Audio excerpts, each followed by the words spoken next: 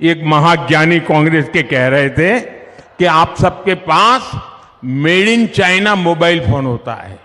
अरे मूर्खों के सरदार, अच्छा भला हमारे लड़के वहां पे वर्ल्ड कप जीत जाते, वो वहां पे पनौती हरवा दिया। This is an example of ad hominem.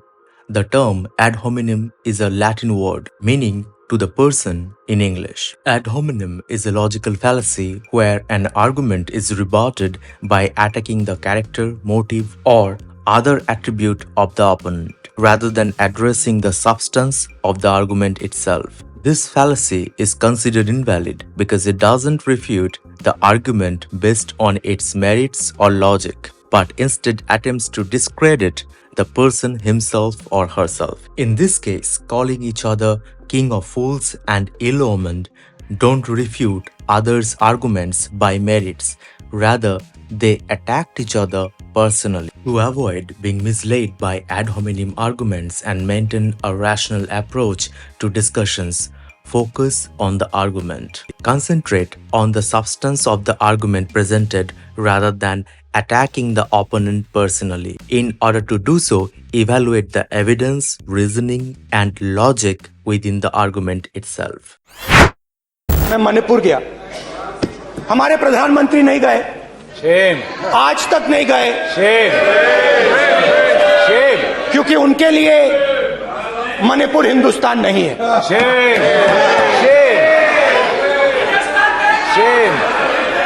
The strawman fallacy occurs when someone misrepresents or distorts an opponent's position or argument, presenting a weaker or exaggerated version of it.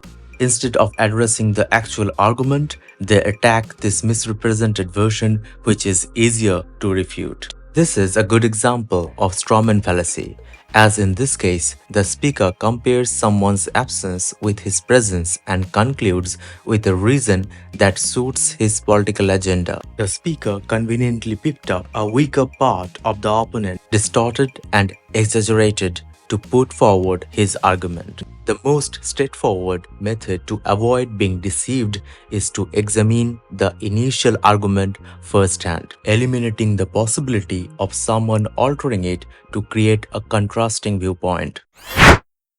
So why do you think this discontent and this growing inequality, the highest unemployment rates, why do you think this has not translated into like electoral outcomes or even like mobilization of people? There is massive mobilization of people, but for an election, right, you need infrastructure to fight an election. So you need a free media to fight an election, you need a fair legal system to fight an election, you need fair election commission to fight, you need access to finance, you need institutions that are neutral. Imagine the United States, where the IRS, the FBI, their full-time job is destroying the lives of the opposition. So that's the paradigm we're in. In here, the question was regarding the people.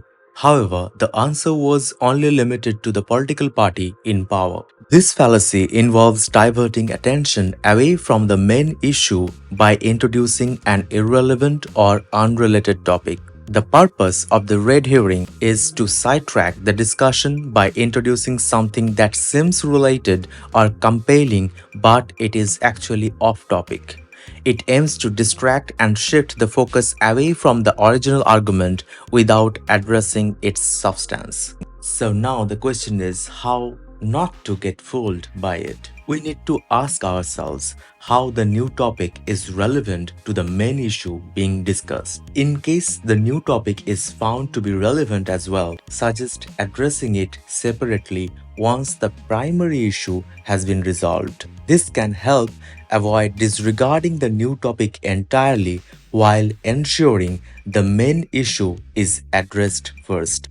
In essence, the difference between red herring and strawman fallacy is red herring involves introducing irrelevant information to divert the attention, whereas the strawman fallacy involves misrepresenting or distorting the opponent's argument to attack a weaker version of it. I didn't walk 4,000 kilometers because, I like walking 4,000 kilometers.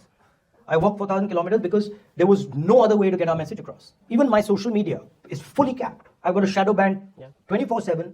My Twitter's under control, my YouTube's under control, and I'm not alone. The entire opposition. So those are the dynamics that the opposition in India is dealing with. Now I'm a problem because I represent groups that are not represented in the media, right? Poor, I represent Dalits, tribals, OBCs, weaker sections. They have no access to the media. The media is not interested in them.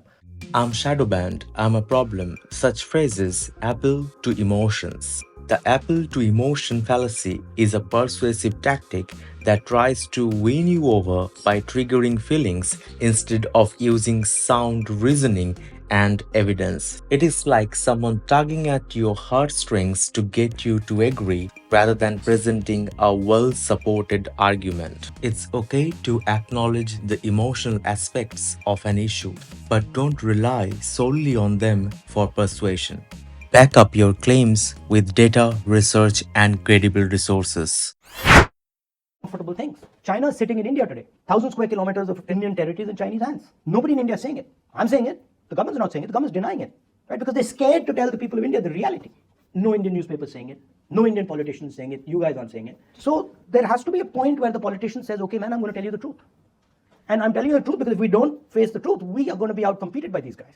This is an example of circular reasoning. I'm saying this is why it is the truth. It is the truth. This is why I'm saying this. In circular reasoning, the argument either explicitly or implicitly relies on the conclusion to support itself, creating a loop where the conclusion is used to validate the premise and the premise is used to support the conclusion. This type of reasoning provides no new information or evidence to establish the truth of the conclusion. Instead, it simply restates the same idea in different words. Instead of accepting the reasons given at face value, ask for independent evidence to support them. What facts, studies, or data back up the claims?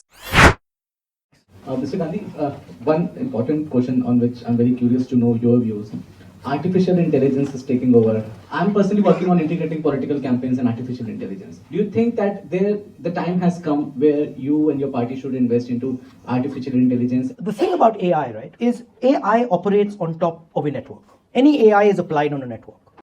Now, what you're saying is interesting because our network is fundamentally different than the BJP network. AI applied on our network will operate completely differently than AI applied on any other network. Now, I find most of the time people say AI, but nobody says, okay, so what's the network you're applying it on? The question attempted to inquire about the speaker and his party's thoughts of employing artificial intelligence. But the given answer only created a false dichotomy between the speaker's party and his opponent. Is a logical fallacy in which a situation is presented as having only two possible options or outcomes, when in reality there are more than two options available. This fallacy oversimplifies complex issues by framing them as either-or choices, often to manipulate or limit the perspective of the audience. This particular answer is also a good example of red herring, as the answer doesn't address the question